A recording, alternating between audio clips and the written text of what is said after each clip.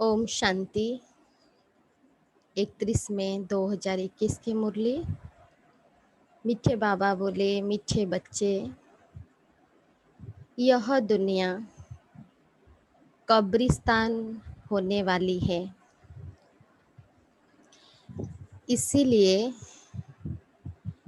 इससे दिल नहीं लगाओ। बाबा बोले कि यह दुनिया कब्रिस्तान होने वाली है, इसीलिए इससे दिल नहीं लगाओ।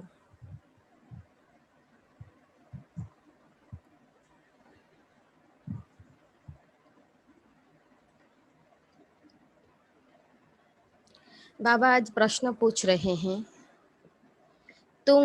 तुम गरीब बच्चों जैसा खुशनसीब दुनिया में कोई भी नहीं, क्यों? तुम गरीब बच्चों जैसा खुशनसीब दुनिया में कोई भी नहीं, क्यों? उत्तर में बाबा बोले, क्योंकि तुम गरीब बच्चे ही डायरेक्ट उस बाप के बने हो जिससे सद्गति का वर्षा मिलता है। गरीब बच्चे ही पढ़ते हैं। साहूकार यदि थोड़ा पढ़ेंगे भी तो उन्हें बाप की याद मुश्किल से रहेगी। तुम्हें तो अंत में बाप के सिवाय और कुछ भी याद नहीं आएगा, इसीलिए तुम सबसे खुशनसीब हो। तो बाबा आज उत्तर में क्या बोले? बाबा बोले क्योंकि तुम गरीब बच्चे ही डायरेक्ट उस बाप के बने हो। डायरेक्ट हम परमात्मा के बच्चे बने हैं, जिससे सद्गति का वर्षा मिलता है। जिस बाप से हम आत्माओं को सद्गति का वर्षा मिलता है। गरीब बच्चे ही पढ़ते हैं। बाबा बोले गरीब बच्चे ही पढ़ते हैं। साहूकार यदि थोड़ा पढ़ेंगे भी तो उन्हें बाप की याद मुश्किल से रहेगी, क्योंकि देह अभिमान रहता है ना, जो जिनको साहूकारी का नशा रहता है। तो बाबा बोले अगर थोड़े भी पढ़ेंगे लेकिन याद उनको मुश्किल आएगी। तुम्हें तो अंत में बाप के सिवाय और कुछ भी याद नहीं आएगा। ये पुरुषार्थ हमको करना है कि बाबा के सिवाय अंत में कुछ भी याद न आए। इसीलिए बाबा बोले तुम खुशनसीब हो। दुनिया में तो उसको पुकार रहे हैं, लेकिन तुम उस बाप के बने हो और उस बाप को याद करते हो, इसीलिए खुशनसीब हो। आज का गीत है, दिल का सहारा टूट न जाए। ओम शांति। बच्चों प्रति बाप समझा रहे हैं और बच्चे समझ रहे हैं।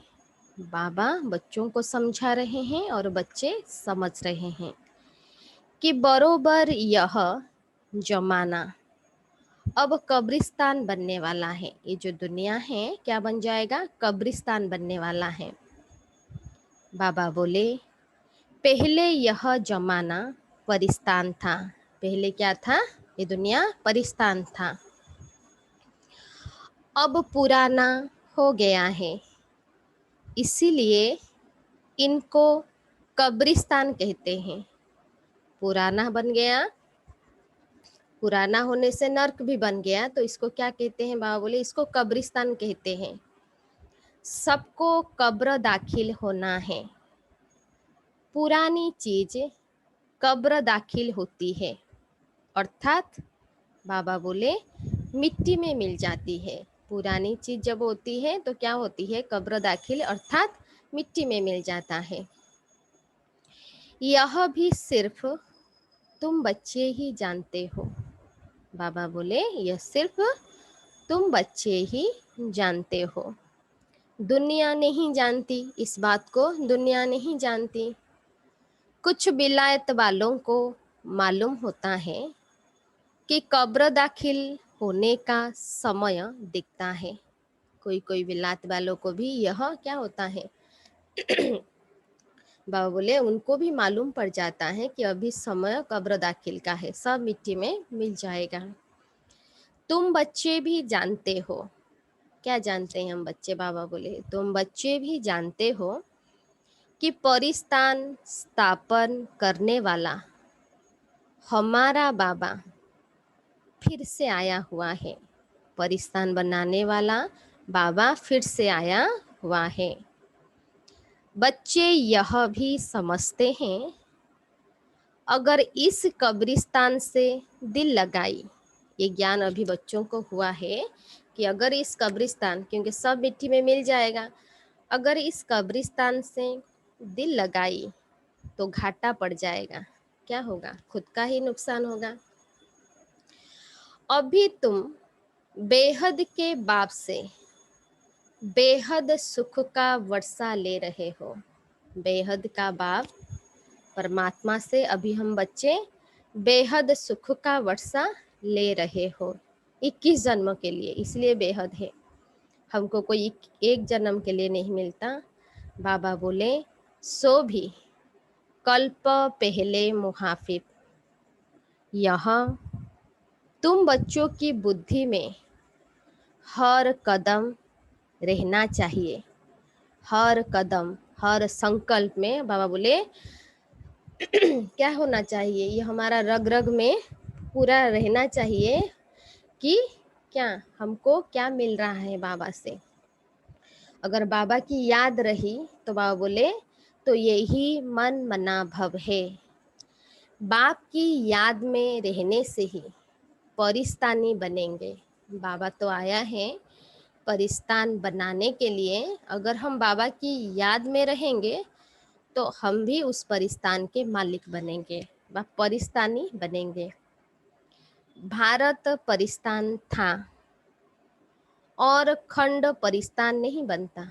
बाबा बोले और कोई खंड परिस्तान नहीं बनते हैं, सिर्फ भारत ही परिस्तान बनता है। यह है माया रावण का पंप। अभी जो हम देख रहे हैं सब लगता है सब अच्छा है, तो बाबा बोले यह है माया रावण का पंप। यह थोड़ा समय चलने वाला है। लोग समझते हैं ना हमारे पास सब कुछ है, जैसे हम स्वर्ग में हैं। बाबा बोले ये सब जो साइंस की चीज है ये क्या होगा, थोड़े समय चलने वाला है। यह है झूठा सो, सच्चा नहीं है। जो दिखाई पड़ता है सच्चा नहीं है। बाबा बोले ये झूठा सो है। झूठी माया झूठी काया है ना।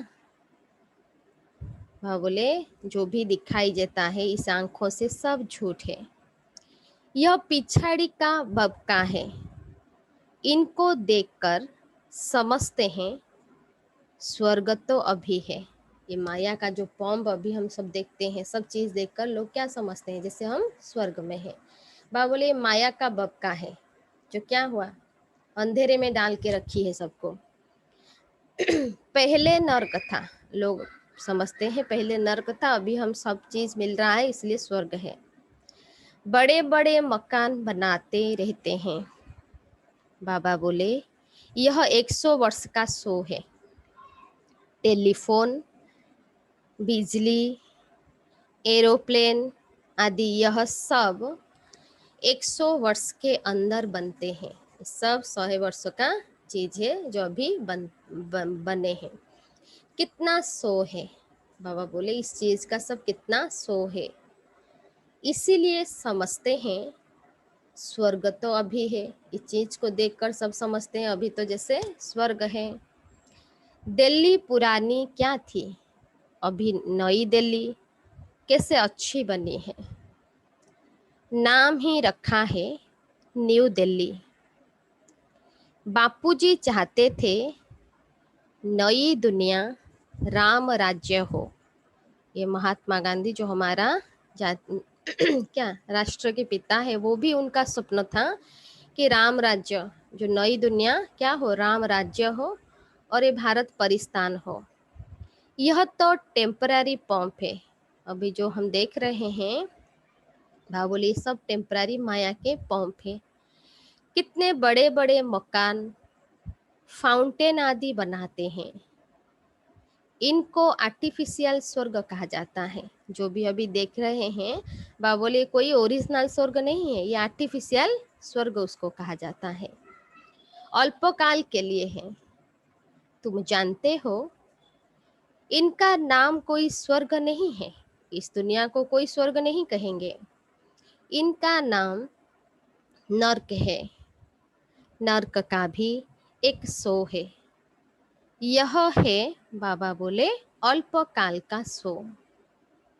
यह भी गया कि गया, ये जो चल रहा है क्या होगा, सब खत्म हो जाएगा। अब बाबा बच्चों को कहते हैं, एक तो शांति धाम को याद करो, जो हम सब आत्माओं का घर है। बाबा बोलते हैं शांति धाम को, अपने घर को याद करो। सब मनुष्य मात्र शांति को ढूंढते रहते हैं, सब चीज़ तो है, लेकिन मनुष्य शांति के लिए क्या करें, शांति को ढूंढते रहते हैं। कहाँ से शांति मिलेगी, बाबा पूछ रहे हैं, शांति कहाँ मिलेगी। अब यह सवाल तो सारी दुनिया का है कि दुनिया में शांति कैसे हो। ये सवाल बाबा बोले दुनिया में सबको है कि दुनिया में शांति कैसे हो। मनुष्यों को यह पता नहीं कि हम सब वास्तव में शांति धाम के रहने वाले हैं। मनुष्यों को पता नहीं मैं कौन हूँ, घर कहाँ है। मनुष्यों को बाबा बोले ये पता नहीं वास्तव में कि शांति धाम के हम सब रहने वाले हैं। हम आत्माएं शांति धाम में शांत रहती है। जब आत्मा शांति धाम में है, कोई संकल्प नहीं, कुछ नहीं, शांत है, शांत रहती है। फिर यहाँ आती है पाट बजाने। यहाँ जब आती है पाट बजाने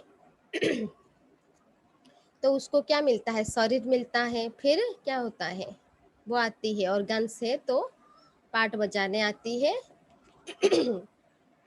सो भी तुम बच्चों को मालूम है, अभी तुम पुरुषार्थ कर रहे हो सुखधाम जाने। पुरुषार्थ अभी हमारा चलता है सुखधाम जाने के लिए, लेकिन हम सब डायरेक्ट सुखधाम नहीं जाएंगे, भाया शांति धाम। यहाँ से घर जाएंगे, घर से फिर अपने राजधानी में आएंगे। हर एक की बुद्धि में है हम आत्माएं अभी जाएगी अपने घर शांति धाम। ये बुद्धि में है कि हम सब जाएंगे अपने घर शांति धाम। यहाँ तो शांति की बात हो नहीं सकती, यह है ही दुख धाम। बाबा बोले सतयुग पावन दुनिया, कलयुग है पति दुनिया। सतयुग होती है पावन दुनिया और कलयुग है पति दुनिया। इन बातों की समझ अभी तुम बच्चों को आई है। बाबा बोले दुनिया वाले तो कुछ भी नहीं जानते, इस बात के बारे में दुनिया वाले नहीं जानते। तुम्हारी बुद्धि में आया है बेहद का बाप हमको सृष्टि चक्र के आदि मध्य अंत का राज समझाते हैं।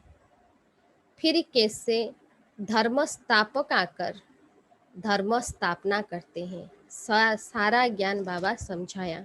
बाबा ने क्या समझाया हमको, सृष्टि चक्र के आदि मध्य अंत का राज समझाते हैं, और धर्म स्थापक जो होते हैं वो कैसे आकर धर्म स्थापना करते हैं वो भी बाबा हमको समझाते हैं।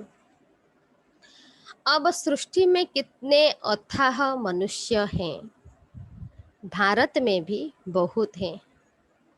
भारत जब स्वर्ग था तब बहुत साहूकार थे। स्वर्ग में सब क्या थे, बहुत साहूकार थे, और कोई धर्म नहीं था। एक ही धर्म था स्वर्ग में, और कोई धर्म नहीं था।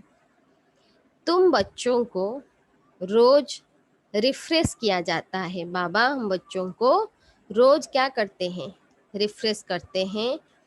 बाप और वर्षे को याद करो, बाबा बच्चों को फरमान भी देते हैं, बच्चे बाबा को और वर्षे को याद करो। भक्ति मार्ग में भी यह चला आता है, हमेशा अंगुली दिखाते हैं कि परमात्मा को याद करो। भक्ति में भी ऐसे उंगली ऊपर दिखाते हैं कि भगवान को, परमात्मा को याद करो। परमात्मा अथवा अल्लाह वहाँ है, इसका मतलब सब समझते हैं ऊपर अल्लाह व परमात्मा है, परंतु सिर्फ ऐसे ही याद करने से कुछ होता थोड़ी है, सही परिचय नहीं है ना। इसलिए बाबा बोले ऐसे याद करने से थोड़ी कुछ फायदा होता है। उनको यह भी पता नहीं है कि याद से क्या फायदा होगा। याद तो करते हैं, किसको याद करते हैं उसके बारे में पता नहीं, और याद से क्या फायदा होता है वो भी पता नहीं, और उनके साथ हमारा क्या संबंध है ये भी नहीं जानते। बाबा बोले जानते ही नहीं। दुख के समय पुकारते हैं, जब दुख होता है तब पुकारते हैं, हे राम। आत्मा याद करती है। बाबा बोले याद, जब दुख होता है आत्मा को तो आत्मा ही याद करती है, परंतु उनको यह पता नहीं है कि सुख शांति किसको कहा जाता है। याद तो करते हैं लेकिन भक्ति में, लेकिन सुख शांति किसको कहा जाता है पता नहीं। तुम्हारी बुद्धि में आता है कि हम सब एक बाप की संतान हैं, हम सब आत्माएं एक पिता परमात्मा के संतान हैं, तो फिर दुख क्यों होना चाहिए। बेहद के बाप से सदा सुख का वर्षा मिलना चाहिए। हमारा पिता क्या है, सुख का सागर है, तो उस पिता से हमको क्या मिलना चाहिए, सुख का वर्षा मिलना चाहिए। यह भी चित्र में क्लियर है। भगवान है ही स्वर्ग की स्थापना करने वाला, हेवनली गॉड फादर, स्वर्ग का स्थापक परमात्मा। वो आते भी भारत में ही हैं, परमात्मा भारत में आते हैं, परंतु यह कोई समझते नहीं है। देवी देवता धर्म की स्थापना जरूर संगम पर ही होगी। बाबा बोले देवी देवता धर्म की स्थापना संगम पर होगी, सतयुग में कैसे होगा। परंतु यह बातें दूसरे धर्म वाले जानते नहीं। यह तो बाप ही नॉलेजफुल है, ये ज्ञान सिर्फ परमात्मा के पास है जो नॉलेजफुल है। समझाते हैं आदि सनातन देवी देवता धर्म कैसे स्थापन हुआ। बाबा आकर उनके पास जो ज्ञान है हम बच्चों को देते हैं कि देवी देवता धर्म की स्थापना कैसे हुआ। सतयुग की आयु लाखों वर्ष कहने से दुनिया में शास्त्रों में क्या कर दिया, कल्प की आयु को लंबा चौड़ा बना दिए। बाबा बोले सतयुग की आयु लाखों वर्ष कहने से बहुत दूर कर देते हैं। तुम बच्चों को चित्रों पर ही समझाना है। बाबा ने जो चित्र बनाए हैं उसी चित्र पर ही सबको समझाना है। भारत में इन लक्ष्मी नारायण का राज्य था। इन्होंने कैसे कब यह राज्य पाया यह नहीं जानते। पूजा तो लक्ष्मी नारायण की करते हैं, लेकिन उनका राज्य था और उन्होंने कब और कैसे राज्य पाया ये भी पता किसको नहीं है। सिर्फ कहते हैं यह सतयुग के मालिक थे, सिर्फ इतना पता है कि यह सतयुग के लक्ष्मी नारायण मालिक थे। उनके आगे जाकर भीख मांगते हैं, लक्ष्मी नारायण के मंदिर में जाकर उनके सामने क्या करते हैं, मांगते हैं, भीख मांगते हैं, तो अल्पकाल के लिए कुछ ना कुछ मिल जाता है। बाबा बोले मांगते हैं तो अल्पकाल के लिए कुछ ना कुछ मिल जाता है। कोई दान पुण्य करते हैं उनको भी अल्पकाल के लिए फल मिल जाता है। गरीब पंचायत के बाबा बोले मुखी को भी इतनी ही खुशी रहती है जितनी साहूकार मुखी को। गरीब भी अपने को सुखी समझते हैं। बॉम्बे में देखो, गरीब लोग कैसे कैसे स्थानों पर रहते हैं, उनको भी खुशी रहती है। बाबा बोले जो साहूकार है उनको भी अपना नशा रहता है। तुम बच्चे अभी समझते हो भल करोड़पति हैं, परंतु कितने दुखी हैं। दुनिया में करोड़पति भी हैं, लेकिन परंतु कितने दुखी है। तुम कहेंगे हमारे जैसा खुश नसीब और कोई नहीं। अभी हम सबका ये दिल का आवाज है कि हमारे जैसा खुश नसीब और कोई नहीं, क्योंकि कौन मिला? जो सारे विश्व का मालिक, इस दुनिया का रचयिता, सुख शांति का सागर, जो वो बाप हमें मिला है, तो हम सब खुश नसीब हैं। हम डायरेक्ट बाप के बने हैं, जिससे सदगति का वर्षा मिलता है। लिस्ट निकालना है, बाबा से मुझे क्या क्या मिलता है। बड़े बड़े आदमी कभी भी उच्च पद पा न सके। बाबा बोले जो गरीब है वो साहूकार बन जाते हैं। क्या होता है? क्योंकि जब गरीब है वो बाबा के ऊपर समर्पण हो जाते हैं। उनके पास तो कुछ नहीं है, तो बाबा के ऊपर संपूर्ण समर्पण बन जाते हैं और पढ़ाई भी अच्छी पढ़ते हैं। तो बाबा बोले वो क्या बन जाते हैं? साहूकार बन जाते हैं। पढ़ते तुम हो, वो तो अनपढ़ है, इस ज्ञान के बारे में उनको पता नहीं। करके थोड़ा पढ़ेंगे भी तो भी बाप की याद में रह नहीं सकते। अंत में तुमको सिवाय बाप के और कुछ भी याद नहीं रहना है। पुरुषार्थ ऐसा होना चाहिए कि सिवाय बाप के अंत में और कोई भी याद न आए। जानते हो? बाबा बोले क्यों याद नहीं करना है? क्योंकि बाबा बोले जानते हो ये सब कब्रिस्तान होना है, सब मिट्टी में मिल जाएगा, क्योंकि स्मशान बन जाएगा सब। बुद्धि में रहना चाहिए यह जो हम धंधा आदि करते हैं थोड़े समय के लिए है। धनवान लोग धर्मशालाएं आदि बनाते हैं, दुनिया में भी ऐसे होते हैं जो दान पुण्य करते हैं, और पैसे वाले भी होते हैं तो धर्मशाला बनाते हैं। वो कोई धंधे के लिए नहीं बनाते हैं, अपने बिजनेस के लिए नहीं बनाते हैं। क्यों बनाते हैं? जहाँ तीर्थ वहाँ धर्मशालाएं नहीं हो तो कहाँ रहे? लोग जाते थे ना तीर्थ करने के लिए, तो उनके रहने के लिए वो धर्मशाला बनाते हैं। इसीलिए साहूकार लोग धर्मशालाएं बनाते हैं। ऐसे नहीं कि व्यापारी लोग आकर व्यापार करें। धर्मशाला में जो तीर्थ जाते हैं वही रहते हैं। धर्मशाला तीर्थों स्थानों पर बनाई जाती है, जहाँ तीर्थ स्थान है वहाँ ही धर्मशाला बनाई जाती है। अब तुम्हारा सेंटर बड़े ते बड़ा तीर्थ है।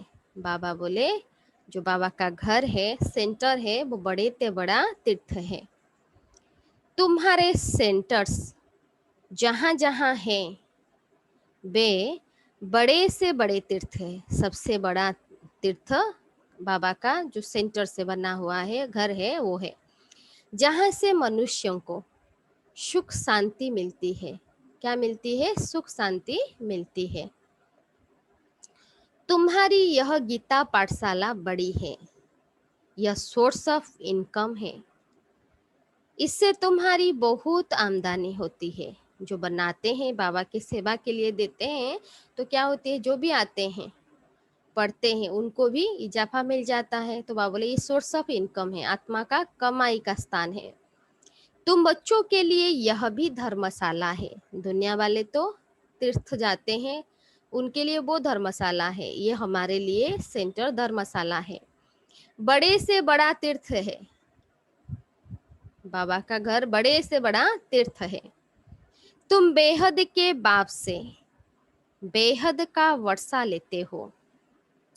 इस जैसा बड़े से बड़ा तीर्थ कोई होता नहीं। बाबा आज बार बार समझाते हैं इससे बड़ा तीर्थ और कोई होता नहीं है। उन तीर्थों पर जो दुनिया के तीर्थ स्थान होते हैं, बाबा बोले उन तीर्थों पर जाने से तो तुमको कुछ भी मिलता नहीं, यह भी तुम समझते हो, क्योंकि हम सब भक्ति करके आए हैं, समझते हैं क्या मिला हमको। भक्त लोग बड़े प्रेम से मंदिर आदि में चरणामृत लेते हैं, समझते हैं उनसे हमारा हृदय पवित्र हो जाएगा। भक्ति में रसम है, चरणामृत लेते हैं, समझते हैं इससे पान करने से क्या हो जाएगा, हृदय पवित्र हो जाएगा। बाबा बोले परंतु वो तो पानी है। यहाँ तो बाबा कहते हैं, परमात्मा खुद कहते हैं कि मुझे याद करो तो वर्षा मिलेगा। अभी बेहद के बाप से तुमको अविनाशी ज्ञान रत्नों का खजाना मिलता है। रोज हम बच्चों को बाबा से जो अविनाशी ज्ञान रत्नों का खजाना मिलता है। अक्सर करके शंकर के पास जाते हैं, समझते हैं अमरनाथ ने पार्वती को कथा सुनाई। भक्ति में समझते हैं शंकर को अमरनाथ समझते हैं और अमरनाथ ने पार्वती को कथा सुनाई। तब कहते हैं भर दे झोली, शंकर के पास जाकर बोलते हैं भर दे झोली। बाबा बोले तुम अविनाशी ज्ञान रत्नों से झोली भरते हो। अभी हमारी बुद्धि रूपी झोली अविनाशी ज्ञान रत्नों से हम भर रहे हैं। बाकी अमरनाथ कोई एक को थोड़ी बैठकर कथा सुनाएगा। दुनिया में जो बनाए हैं कि अमरनाथ ने पार्वती को कथा सुनाई, तो बाबा बोल रहे हैं अमरनाथ कोई एक को थोड़ी बैठकर कथा सुनाएगा, जरूर बहुत होंगे, वो भी मृत्यु लोक में ही होंगे। अमर कथा मृत्यु लोक में ही सुने होंगे। सूक्ष्म वतन में तो कथा सुनाने की दरकार ही नहीं। अभी अमरनाथ बाबा हम सब पार्वतियों को अमर कथा सुना रहे हैं। बाबा बोले सूक्ष्म वतन में तो कथा सुनाने की दरकार ही नहीं। अनेक तीर्थ बनाए हैं भक्ति में, साधु संत महात्मा आदि ढेर जाते हैं। उस तीर्थ स्थानों पर साधु संत महात्मा जाते हैं। अमरनाथ पर लाखों आदमी जाते हैं। कुंभ के मेले पर गंगा स्नान करने सबसे सबसे जास्ती जाते हैं। समझते हैं हम पावन बनेंगे। वो समझते हैं कुंभ के मेले में गंगा स्नान करने से पावन बनेंगे। वास्तव में कुंभ का मेला यह है। बाबा बोले वो गंगा स्नान करने से, वो मेले में जाने से कोई आत्मा पावन नहीं बनेगी। वास्तव में यह कुंभ का मेला है जहाँ आत्मा और परमात्मा का मिलन होता है। हम सब अभी ज्ञान स्नान कर रहे हैं। वो मेले तो जन्म जन्मांतर करते आए। दुनिया के जो मेले चलते हैं वो तो बाबा बोले तुम जन्म जन्मांतर करते आए। परंतु बाबा कहते हैं इससे वापिस अपने घर कोई भी जा नहीं सकते। स्नान मेला आदि करने से कोई अपने घर वापिस जा नहीं सकते, क्योंकि जब आत्मा पवित्र बने तब जा सके। दुनिया के तीर्थ करने से तो कोई आत्मा पावन बन ना सका, इसीलिए बाबा बोले कोई घर भी नहीं जा सकता। तो जब तक बाबा न आए, हम सब बच्चों को न पढ़ाए, पावन न बनाए, कोई घर नहीं जा सकता। इसीलिए जब आत्मा पवित्र बने तब जा सके। परंतु अपवित्र होने के कारण सबके पंख टूटे हुए हैं। आत्मा के पंख क्या हुआ, टूट गया। आत्मा को पंख मिले हैं योग में रहने से। आत्मा सबसे तीखी उड़ती है। जितना जितना योग करेगी आत्मा उतना उतना तीखी जाएगी। कोई का हिसाब किताब लंदन में है, अमेरिका में होगा तो झट उड़ेंगे, वहां सेकेंड में पहुंच जाते हैं। लेकिन मुक्ति धाम में तो जब कर्मातीत हो तब जा सके। तब तक यहाँ ही जन्म मरण में आते हैं। जैसे ड्रामा टिक टिक हो चलता है, आत्मा भी ऐसी है। टिक हुई, यह गई, आत्मा निकली और गई। इन जैसी तीखी, आत्मा जैसी तीखी और कोई चीज होती नहीं।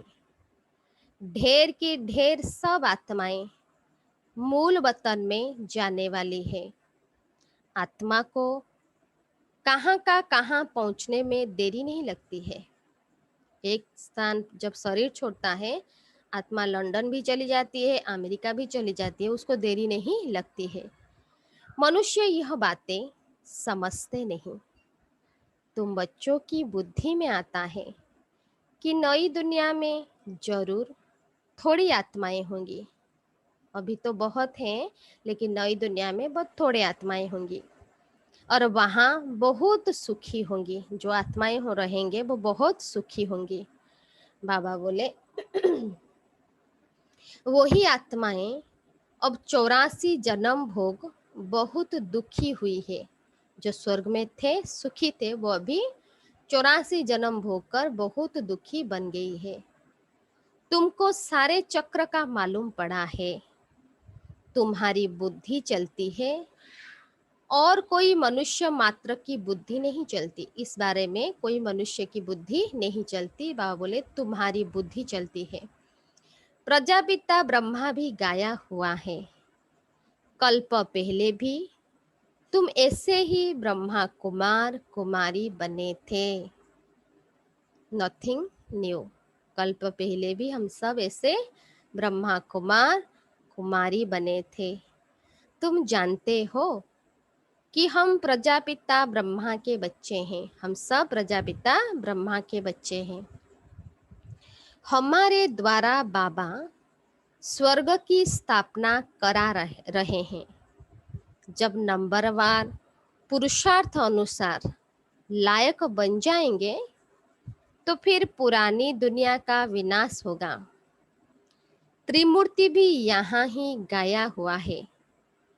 त्रिमूर्ति का चित्र भी रखते हैं, उसमें शिव को दिखाते हैं नहीं। त्रिमूर्ति ब्रह्मा विष्णु शंकर को दिखाते हैं, शिव को नहीं दिखाते। कहा भी जाता है ब्रह्मा द्वारा स्थापना कौन कराते हैं। स्थापना तो ब्रह्मा द्वारा होता है, लेकिन बाबा बोले कौन कराते हैं, शिव बाबा। विष्णु द्वारा पालना। तुम ब्राह्मण अभी लायक बन रहे हो देवता बनने के लिए। अभी हम पढ़ाई से लायक बनते हैं देवता बनने के लिए। अभी तुम वो पाठ बजा रहे हो, कल्प के बाद फिर बजाएंगे।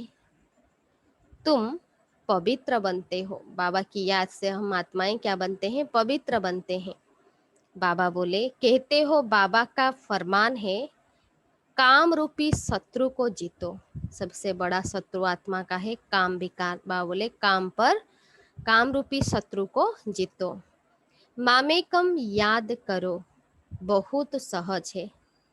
भक्ति मार्ग में तुम बच्चों ने बहुत दुख देखे हैं, करके थोड़ा सुख है तो भी अल्पकाल के लिए।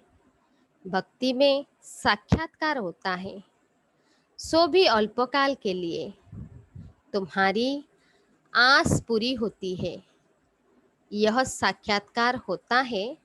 बाबा बोले वो भी मैं कराता हूँ। ये जो भक्ति में साक्षात्कार सब होता है भक्तों को, बाबा बोले मैं कराता हूँ। ड्रामा में नोंद है, जो पास्ट हुआ second by second drama shoot किया हुआ है। ऐसे नहीं कहते हैं अब शूट हुआ, वो शूट किया हुआ है, अभी शूट नहीं होता है। नहीं, यह नहीं, यह तो अनादि बना बनाया ड्रामा है। जितने भी एक्टर्स हैं सबका पार्ट अविनाशी है। इस वर्ल्ड ड्रामा में जितने भी एक्टर्स हैं सबका पार्ट अविनाशी है। मोक्ष को कोई नहीं पाते हैं। कोई आत्मा जो बोलते हैं लीन हो जाएंगे, बाबा बोले मोक्ष को कोई नहीं पाते हैं। सन्यासी लोग कहते हैं हम लीन हो जाते हैं। बाबा समझाते हैं तुम अविनाशी आत्मा हो। आत्मा तो अविनाशी है, अजर अमर अविनाशी, वो कैसे लीन हो सकता है। आत्मा बिंदी है।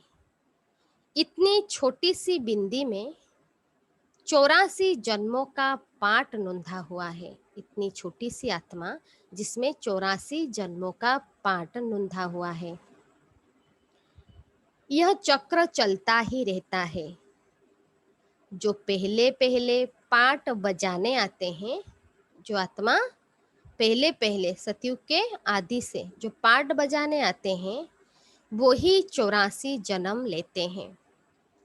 सब तो ले न सके तुम्हारे सिवाय, और कोई की बुद्धि में यह नॉलेज नहीं है। ज्ञान का सागर एक ही बाप है। ज्ञान का सागर एक ही बाप है। तुम जानते हो हम बाप से वर्षा ले रहे हैं। बाप हमको पतित से पावन बनाते हैं, सुख और शांति का वर्षा देते हैं। सतयुग में दुख का नाम निशान नहीं होता। बाबा कहते हैं आयुष्मान भव, धनवान भव। निवृत्ति मार्ग वाले ऐसे आशीर्वाद दे न सके। हेल्थ वेल्थ का जो वरदान बाबा देते हैं, कोई सन्यासी आदि दे न सके। तुम बच्चों को बाप से वर्षा मिल रहा है। बाबा बोले सतयुग त्रेता है सुखधाम, फिर दुख कैसे होता है यह भी कोई नहीं जानते। सुख था फिर दुखी कैसे हुए नहीं जानते। बाबा बोले देवताएं वाम मार्ग में कैसे जाते हैं, वो निशानियां हैं। देवताएं द्वापर में क्या हुए, त्रेता के बाद द्वापर आया तो देवताएं वाम मार्ग में गए, उसका निशानियां भी बनाए हैं।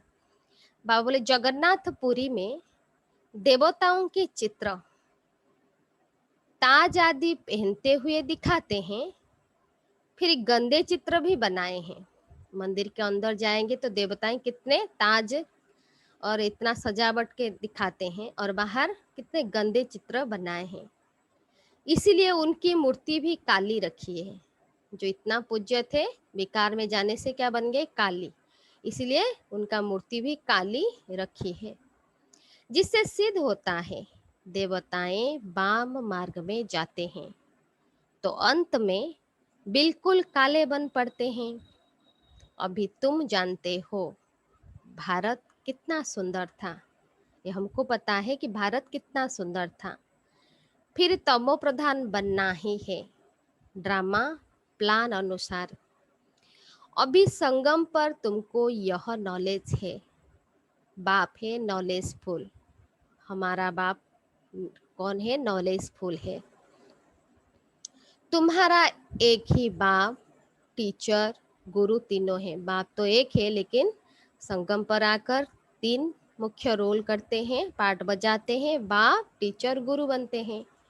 ये सदैव बुद्धि में रहे। शिव बाबा हमको पढ़ाते हैं, हमेशा बुद्धि में रखना है कि शिव बाबा मुझे पढ़ाते हैं। यह बेहद की पढ़ाई है जिससे तुम नॉलेजफुल बन गए हो। बाबा बोले इस पढ़ाई से तुम नॉलेजफुल बन गए हो, तुम सब कुछ जानते हो। वो कहते हैं सर्वव्यापी है। दुनिया वाले इतना पूजा करते हैं और परमात्मा को कहते हैं सर्वव्यापी है। तुम कहते हो वो पतित पावन है। कितना रात दिन का फर्क है। अभी तुम मास्टर नॉलेजफुल बने हो, नंबर 1। बाबा हमको क्या बनाया, मास्टर नॉलेजफुल, सारा ज्ञान दिया। फिर बाबा बोले नंबर 1। सब एक जैसा नहीं बनते, नंबर 1 है। जो बाप के पास है वो तुमको सिखाते हैं। तुम भी सबको यह बताते हो। क्या बताते हैं हम सबको, बाप को याद करो तो 21 जन्मों के लिए वर्षा मिलेगा। बाबा को याद करने से आत्मा को 21 जन्मों के लिए वर्षा मिलेगा। अच्छा, मीठे मीठे सिक्की लद्दे बच्चों प्रति माता पिता बाप दादा का याद प्यार और गुड मॉर्निंग। रूहानी बाप की रूहानी बच्चों को नमस्ते।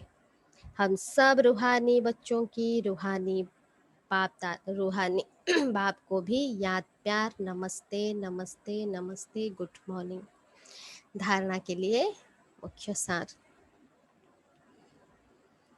फर्स्ट पॉइंट, स्वयं को रिफ्रेश बोले स्वयं रिफ्रेश रहकर औरों को रिफ्रेश करने के लिए बाप और वर्षे की याद में रहना है और सबको याद दिलाना है। क्या करना है? खुद अगर बाबा की याद रहेगी और वर्षे की याद रहेगी तो खुद भी हम रिफ्रेश रहेंगे और औरों को भी हम रिफ्रेश बना पाएंगे। और बाबा बोले सबको याद दिलाना है कि बाप और वर्षे को याद करो, पहले रहना है फिर दूसरों को बताना है। सेकेंड पॉइंट, इस पुरानी दुनिया से, इस कब्रिस्तान से दिल नहीं लगानी है। बाबा बोले जो पुरानी दुनिया है क्या है? कब्रिस्तान है, क्योंकि सब मिट्टी में मिल जाएगा, इसलिए यहाँ दिल नहीं लगानी है। शांति धाम, सुख धाम को याद करना है। शांति धाम और सुख धाम को बाबा बोले याद करना है।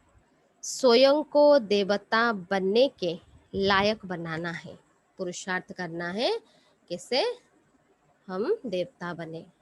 आज का वरदान,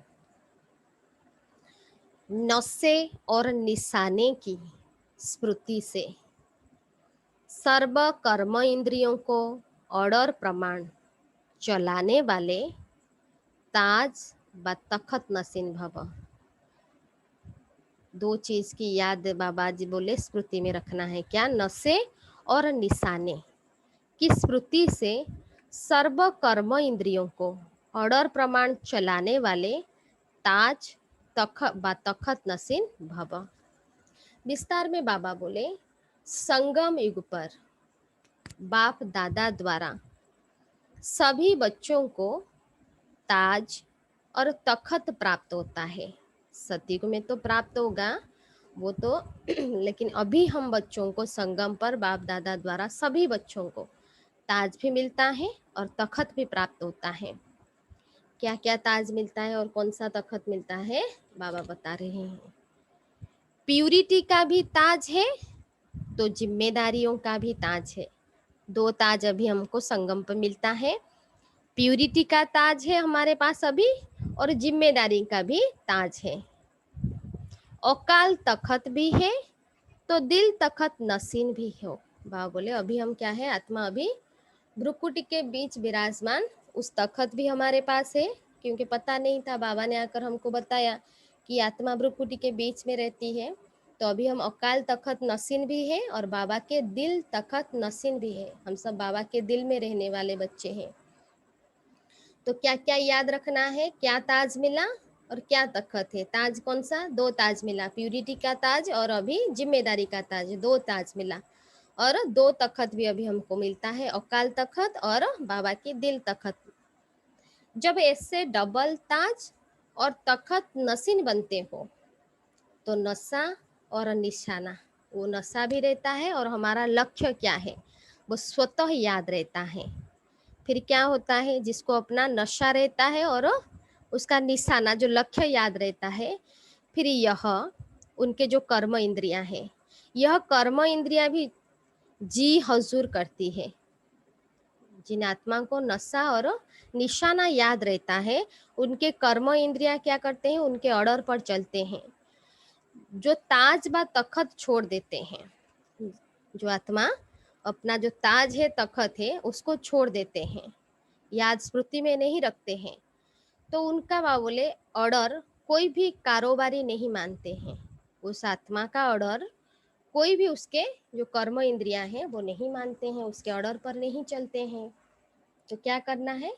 याद रखना है ताज और तखत।